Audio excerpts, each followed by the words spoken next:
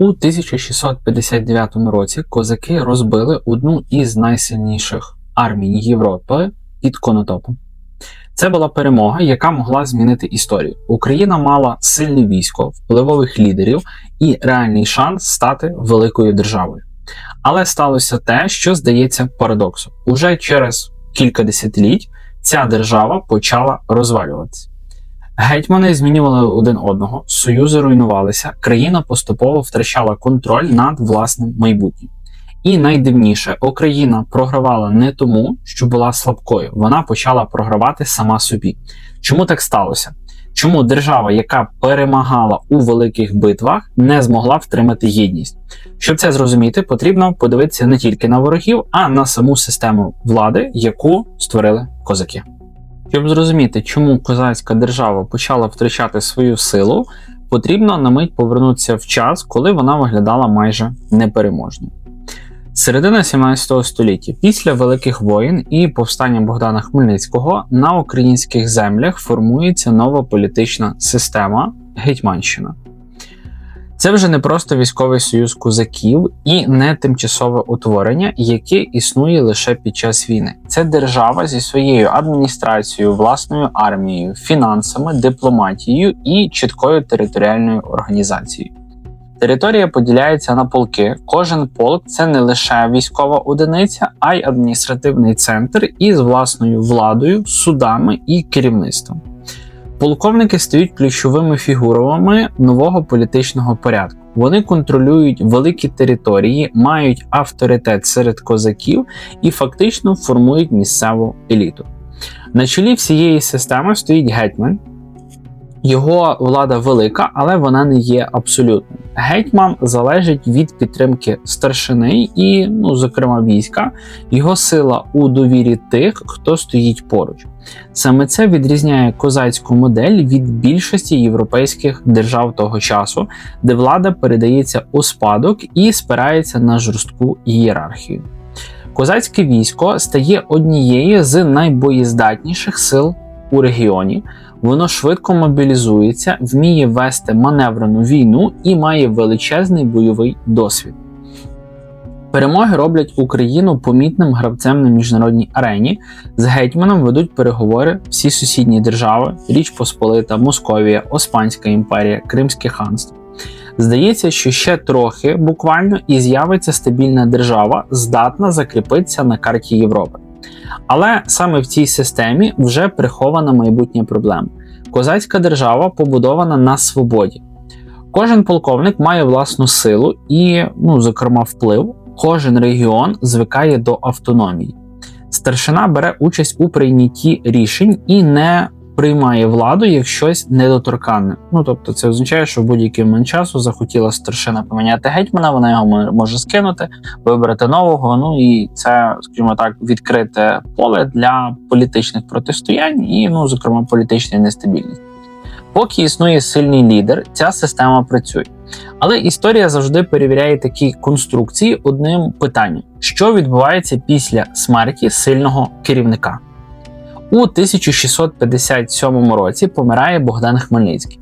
І саме з цього моменту починається процес, який поступово змінює абсолютно все.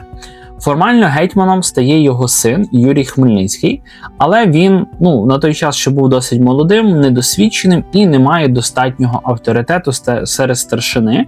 Реальна влада переходить до впливових груп усередині еліти. І тут проявляється головна проблема – відсутність єдиного бачення майбутнього. Частина старшини вважає, що безпечніше орієнтуватися на Московію. Інші прагнуть домовленостей із Польщею. Дехто шукає підтримки у Криму або Османській імперії. Кожен табір переконаний, що саме його шлях є правильним.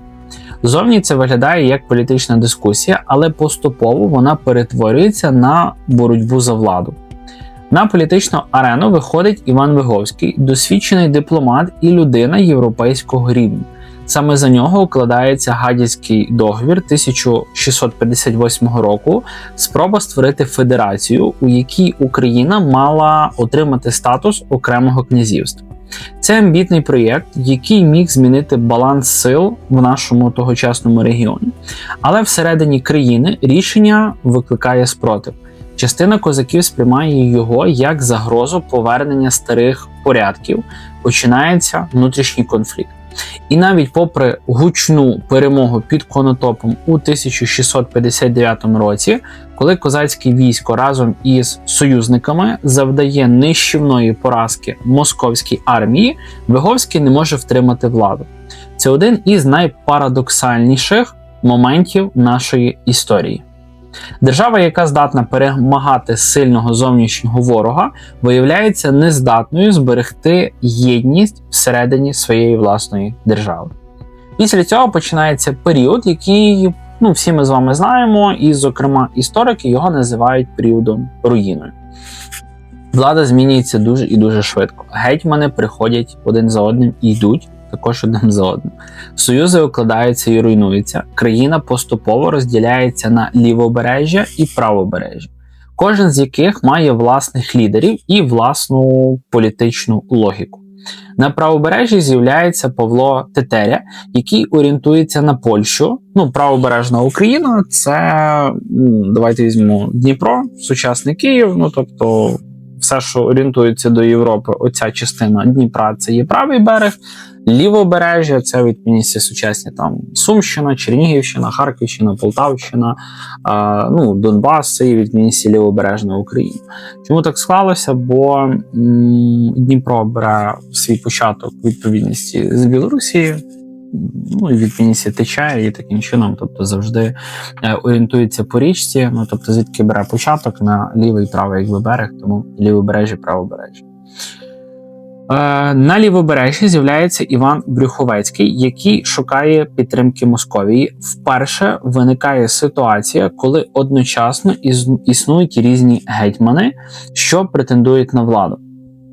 Для сусідніх держав це ідеальна можливість втрутитися. Польща, Московія і Кримське ханство підтримують різні угрупування, посилюючи внутрішні конфлікти.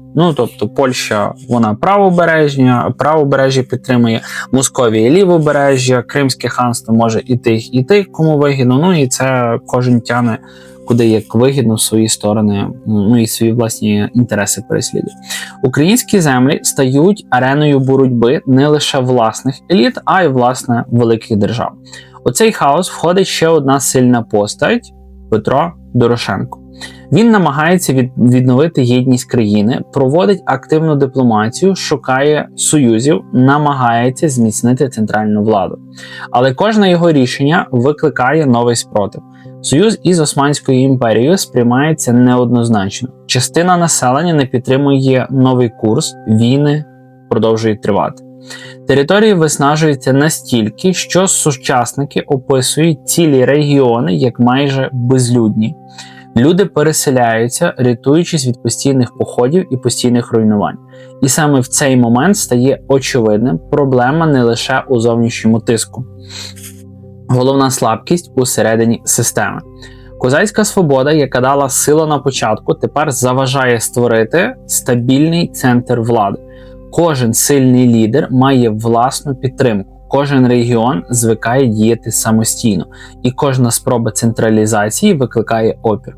У результаті гетьмани витрачають сили не на будівництво держави, а на постійну боротьбу за владу. І поки триває ця боротьба, зовнішні держави поступово беруть контроль у свої руки. Андрусівське перемир'я 1667 року між Польщею і Московією закріплює поділ України по Дніпру, без участі самих українців.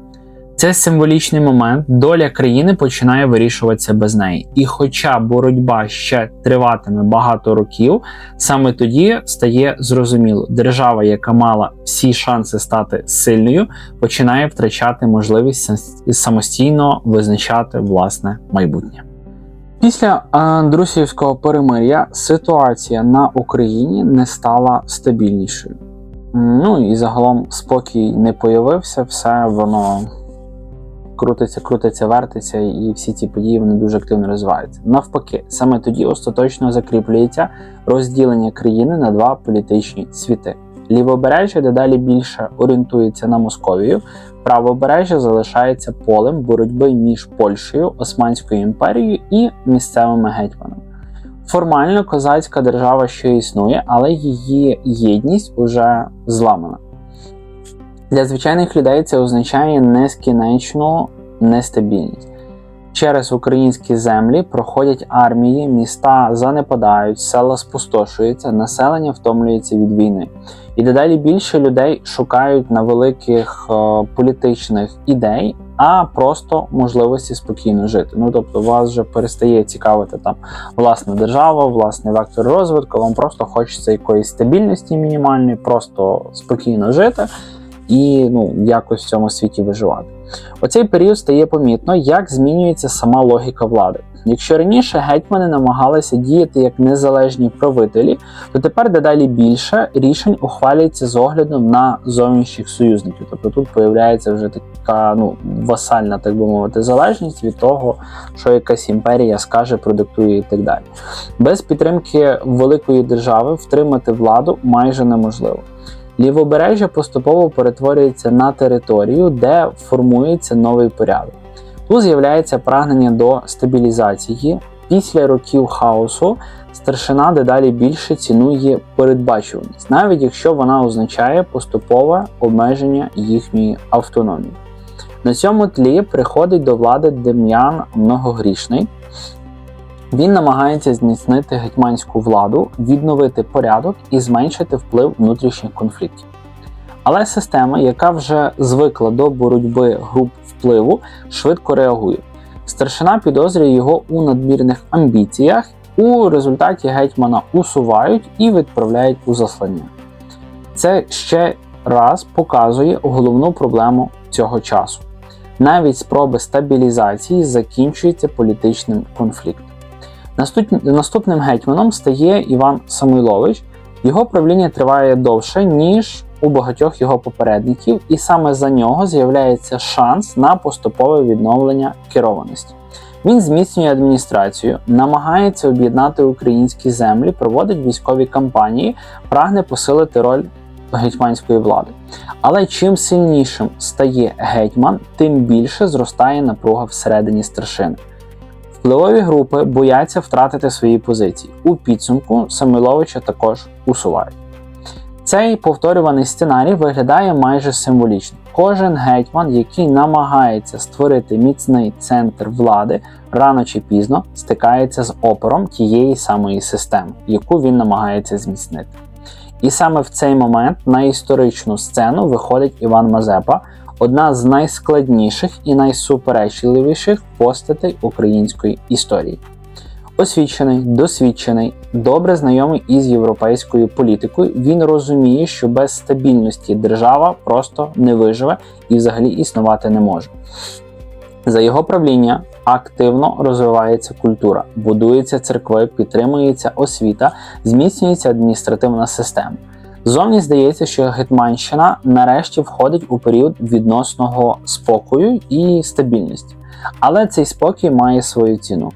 Вплив Московії на лівобережжі постійно зростає. Спочатку це виглядає як союз, потім як контроль, з'являються царські воєводи, посилюється фінансовий нагляд, зовнішня політика дедалі більше залежить від рішень Москви і взагалі від їхніх бажань. Мазепа намагається балансувати в цій політичній обстановці. Він підтримує союз, але водночас прагне зберегти власну автономію. І саме тут історія знову ставить Україну перед вибором. Починається Північна війна, масштабний конфлікт між Московією і Швецією. Мазепа бачить у цій ситуації шанс змінити баланс сил і повернути більше власної самостійності. Він переходить на бік шведського короля Карла XII. Це рішення стає одним із найризикованіших кроків в історії Гетьманщини. Частина старшини не підтримує гетьмана, частина населення не розуміє зміни курсу. Система знову демонструє свою головну слабкість – відсутність повної єдності у вирішальний момент. У 1709 році відбувається Полтавська битва.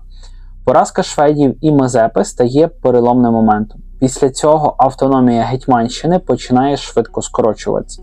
Москва робить висновки з подій і поступово обмежує козацьке самоврядування. Гетьманська влада зберігається, але її можливості дедалі стають меншими. Старшина, яка колись боролася проти надмірного посилення гетьманів, тепер опиняється в системі, де реальні рішення ухвалюються ззовні. Тобто, по факту, один центр влади боровся з другим центром влади, і як наслідок, що той став залежний від зовнішнього центру влади. Історія ніби замикається у коло. Те, що починалося як боротьба за свободу і право самостійно визначати майбутнє, поступово перетворюється на втрату можливості впливати на власну долю. Якщо подивитися на весь цей шлях від смерті Хмельницького до поразки Мазепи, стає видно головну закономірність. Українська держава не зникла в один момент, її не знищила одна битва і не зламало якесь одне рішення, одна якась угода і так далі. Воно поступово втрачало стійкість через постійний внутрішній розкол, який робив її вразливою до зовнішнього впливу. Кожен новий конфлікт послаблював центр влади, кожна зміна політичного курсу підривала довіру, кожна боротьба за булаву відкладала створення стабільних інституцій, які, власне, цю булаву в руках гетьмана могли би втримувати, а не вибивати її постійно, тільки, як гра в квача. Тільки ти злапав, ти тільки до чогось доторкнувся, воно з твоїх рук просто вискользує. У цьому і полягає головний парадокс епохи. Козацька свобода дала силу народженню держави, але саме вона ускладнила її перетворення на стабільну політичну систему. І коли настав момент великого випробування, внутрішня конструкція виявилася занадто крихкою, щоб витримати тиск великої європейської політики. Після перших років розколу стає зрозуміло, Україна входить у період, коли події розвиваються швидше, ніж хтось встигає їх контролювати. Це вже не просто політичні суперечки між елітами, це боротьба за владу, яка поступово перетворюється на війну всередині самої держави. Правобережжя і лівобережжя дедалі більше віддаляються одне від одного. На кожному березі Дніпра формується власна політична логіка, власні союзи і власні гетьмани. Для людей того часу це виглядає як нескінченна зміна правил. Сьогодні одна влада, завтра інша. Вчорашній союзник стає ворогом, а ворог – новим партнером. Тобто постійна така зона турбулентності. На правобережжі Павло Тетеря намагається втримати контроль, спираючись на Польщу. Він проводить військові походи, прагне силою стабілізувати ситуацію, але результат виявляється протилежним. Війна виснажує населення, починається повстання, підтримка швидко тане. У цей самий момент на лівобережжі Іван Брюховецький будує свою владу на обіцянках захистити простих козаків від старшини. Його підтримують ті, хто втомився від безкінечних конфліктів еліти, але отримавши булаву, він робить ставку на тісний союз із Московією. Це рішення стає переломним. Частина старшини бачить у цьому втрату самостійності, зростає напруга, виникають нові конфлікти. Брюховецький намагається втримати владу, але ситуація виходить з-під контролю. Урешті його вбивають власні козаки, момент, який символізує глибину внутрішньої кризи. Система починає знищувати своїх лідерів, і саме тоді на сцену виходить Петро Дорошенко. Одна з найяскравіших і найтрагічніших постатей епохи. Його мета проста і водночас майже неможлива – об'єднати Україну знову, тобто об'єднати правий і лівий берег Дніпра. Дорошенко розуміє, що без єдиного центру влади держава остаточно розпадеться. Він веде активну дипломатію, шукає союзів, намагається повернути контроль над обома берегами Дніпра. Спочатку здається, що шанс справді існує. Частина території визнає його владу, він проводить реформи, намагається зміцнити адміністрацію, відновити порядок. Але ці зусилля знову впираються у ту саму проблему. Зовнішні держави не зацікавлені у сильній Гетьманщині. І, власне, об'єднаній Україні. Польща, Московія і Османська імперія мають власні інтереси. Кожна з них підтримує різні угрупування, підсилюючи розкол. Дорошенко укладає союз із Османською імперією, сподіваючись отримати військову підтримку. Це рішення дає короткочасну перевагу, але одночасно викликає спротив всередині країни. Частина населення не приймає союз із мусульманською державою, старшина розділяється, починаються нові повстання. Українські землі дедалі більше перетворюються на територію безперервної війни. Міста занепадають, торгівля руйнується, люди масово залишають спустошені райони.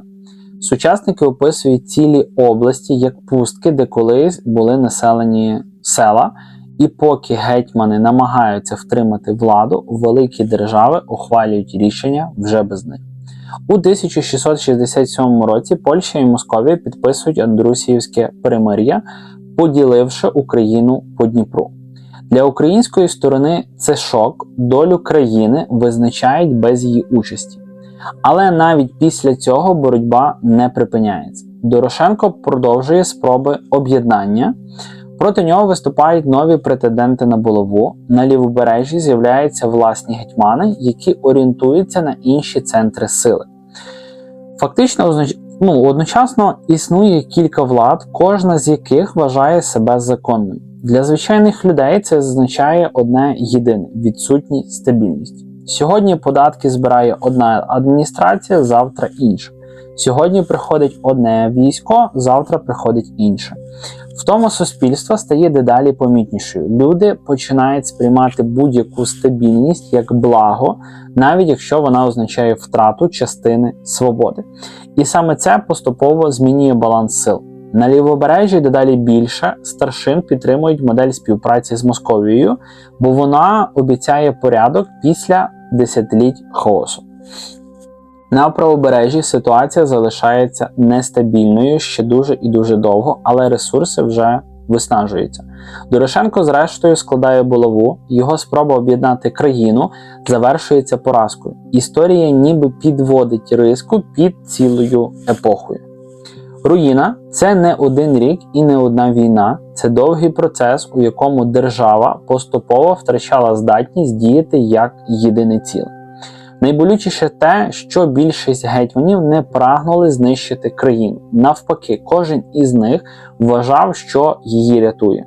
Але система постійно штовхала їх у конфлікт, кожен новий союз породжував нових ворогів, кожна спроба зміцнити владу викликала спротив. І поки тривала ця боротьба, шанс на стабільну державу поступово танув.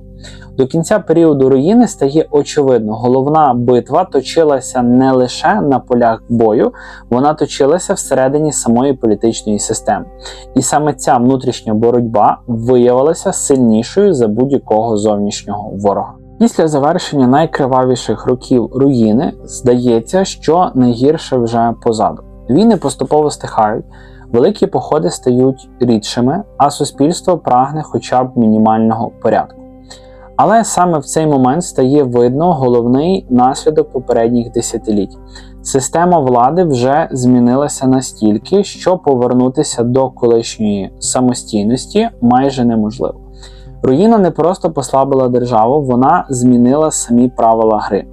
Старшина, яка раніше боролася за незалежність гетьманської влади, тепер дедалі більше думає про власну безпеку і власну стабільність.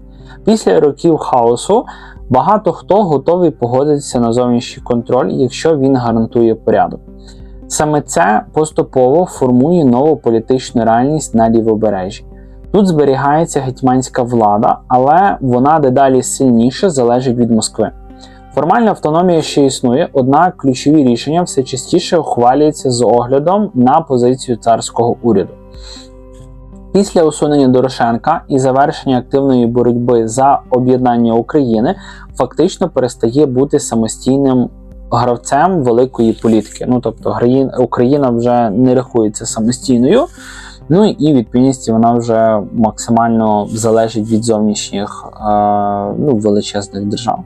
Влада переходить до гетьманів, які більше займаються внутрішнім управлінням, ніж спробами змінити геополітичний баланс. Але навіть у таких умовах проблема системи нікуди не зникає. Кожен новий гетьман усе ще змушений балансувати між кількома центрами впливу. старшиною, військом і зовнішньою владою. І саме це робить владу нестійкою. Дем'ян Многогрішний намагається зміцнити дисципліну і централізувати управління. Його курс спрямований на відновлення порядку після хаосу, але надмірне посилення гетьмана викликає підозру у старшини. Вона боїться втратити вплив, накопичений за роки руїни. У результаті змова, усунення і заслання. Історія повторюється знову.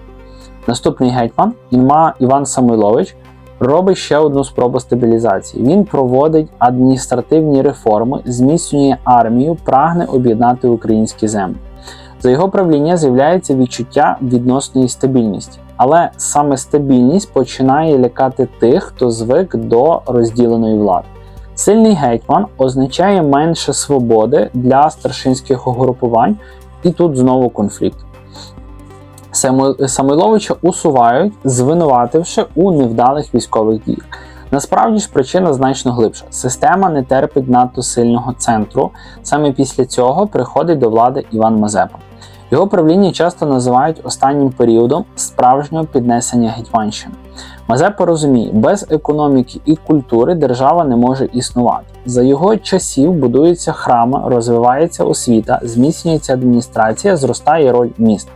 Він підтримує старшину, але водночас намагається поступово посилити центральну владу. Ззовні це виглядає як компроміс між свободою і порядком. Проте зовнішні обставини знову змінюють ситуацію. Починається Північна війна, одна із найбільших конфліктів Європи того часу, яка тривала порядка 21 року. Московія воює зі Швецією, і Україна опиняється в центрі цього протистояння. Війна виснажує ресурси. Населення страждає від постійних реквізицій і мобілізації. Мазепа бачить, що вплив Москви стає дедалі сильнішим і що після війни автономія може бути остаточно обмежена. Саме тому він приймає рішення, яке змінить усе, переходить на бік шведського короля Карла XII. Для Мазепи це спроба врятувати самостійність Гетьманщини, для його противників – зрада. І ви всі, я думаю, якщо не всі, то більшість знаєте, піддавався Мазепа анафемі, його по сьогоднішній день московська та пропаганда називає зрадником і так далі, і так далі. І тут знову проявляється стара проблема. Частина старшини підтримує гетьмана, інша залишається на боці Москви. Єдності немає навіть у вирішальний момент. У 1709 році відбувається Полтавська битва. Поразка шведсько-козацького війська стає точкою неповернення. Після цього Москва різко посилює контроль над Гетьманщиною, створюються нові органи управління, які обмежують владу гетьмана. Військові і фінансові рішення дедалі більше переходять під зовнішній контроль. Формально козацька автономія ще існує, але її зміст все більше поступово зникає. Старшина, яка колись боролася за свободу від сильного центру, тепер опиняється в системі, де реальний центр влади знаходиться вже ззовні. Історія ніби робить іронічний поворот. Боротьба проти сильної внутрішньої влади зрештою приводить до появи сильного зовнішнього контролю. Саме в цей момент стає зрозуміло, що головна поразка була не військовою, вона була політичною. Держава, яка народилася як союз вільних людей, так і не змогла створити стабільну систему, здатну, власне кажучи, пережити великі кризи. Кожна спроба централізації викликала опір. Кожна зміна курсу посилювала розкол. Кожна внутрішня боротьба відкривала шлях зовнішньому впливу. І коли настав момент великого вибору, країна вже була занадто ослабленою внутрішніми суперечностями. Після Полтави історія Гетьманщини входить у нову фазу поступового згортання автономії. Це не відбувається миттєво, процес триває десятиліттями, але головне вже сталося. Система втратила здатність самостійно визначати майбутнє. І якщо озирнутися назад, стає очевидно, шлях до цього почався не в момент поразки, а значно раніше. Тоді, коли внутрішній розкол став сильнішим за спільну мету. Саме це і стало справжнім завершенням епохи, яка колись починалася з великих перемог і надій. Якщо подивитися на весь шлях від піднесення козацької держави до поступової втрати автономії, стає зрозуміло. Ця історія не має одного винного і не зводиться до однієї помилки.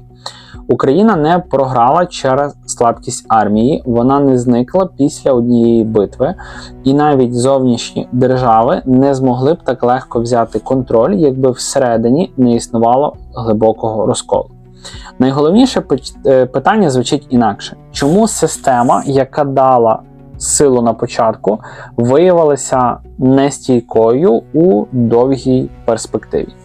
Козацька держава народилася як союз людей, які цінували свободу і особисту гідність. Влада тут не була абсолютною. Гетьмани обирали, старшина брала участь у рішеннях, полковники мали значну автономію. Саме це дозволило швидко мобілізувати сили і створити нову політичну реальність у середині 17 століття. Але модель, яка добре працювала під час війни і революції, не завжди працює у період довгого державного будівництва. Держава потребує стабільних інституцій, правил, які не залежать від конкретної людини. У Гетьманщині все трапилося на балансі особистих авторитетів. Поки існував сильний лідер, система виглядала міцною. Коли лідер зникав, баланс руйнувався. Після смерті Богдана Хмельницького це стало особливо очевидно. Старшина не могла домовитися про спільний курс, різні регіони мали різні свої власні інтереси, кожен гетьман приходив із власним баченням майбутнього. Одні шукали союз із Польщею, інші з Московією, треті з Османською імперією. Замість довгострокової стратегії виникла постійна зміна напрямку. Для сусідів це було ідеальною ситуацією. Великим державам не потрібно було завойовувати Україну силою. Достатньо було підтримувати різні угрупування і чекати, поки вони послаблюють одне одного, тобто щепляються і просто знищують один одного.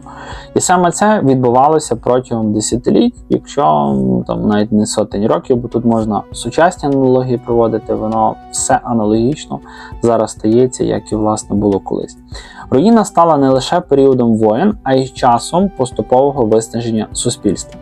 Люди втомлювалися від нестабільності, економіка руйнувалася, населення переселялося, рятуючись від постійних конфліктів. У таких умовах прагнення свободи поступово поступалося бажанню простого порядку. Це був переломний психологічний момент, коли суспільство більше боїться хаосу, ніж втрати частини самостійності, політичний баланс змінюється. Саме тому поступове посилення зовнішнього контролю часто сприймалося не як катастрофа, не як завоювання, а як шанс на довгоочікувану стабільність. Історія гетьманів показує ще одну важливу річ. Більшість із них були сильними і здібними людьми. Виговський, Дорошенко, Самойлович, Мазепа. Кожен мав амбіції і власне бачення розвитку. Але кожен із них опинявся в одній і тій самій пастці. Щоб отримати владу, потрібно було боротися з внутрішніми суперниками. Щоб перемогти у цій боротьбі, шукати зовнішніх союзників. А зовнішні союзники поступово перетворювалися на контролерів. Цей цикл повторювався знову і знову. І що, власне, довше він тривав, то менше залишалося простору для справжньої незалежної політики. Поразка Мазепи лише закріпила процес, який почався значно раніше. Після Полтави автономія ще існувала, але її можливості були вже значно обмежені. Гетьманська влада ставала дедалі більш формальною, а реальні рішення переходили до зовнішнього центру Московії. Проте було помилкою бачити в цій історії лише поразку. Козацька держава залишила після себе дуже важливий спадок. Вона сформувала традицію виборності влади, так би мовити, таку першу явну демократію. Вона закріпила уявлення про політичну участь і відповідальність. Вона створила еліту, яка мислила категоріями державності.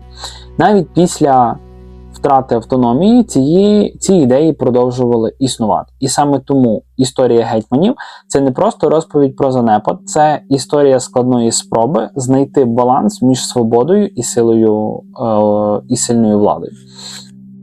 Багато європейських держав проходили подібний шлях, але кожна робила це у власних умовах.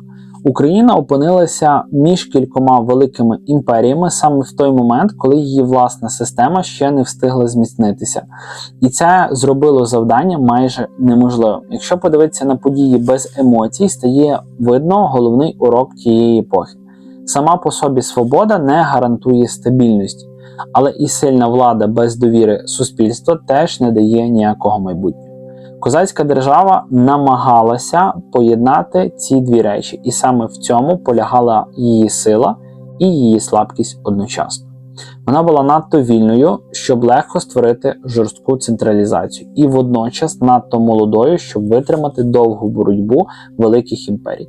Історія гетьманів закінчується поступовою втратою політичної самостійності, але не закінчується зникненням самої ідеї державності.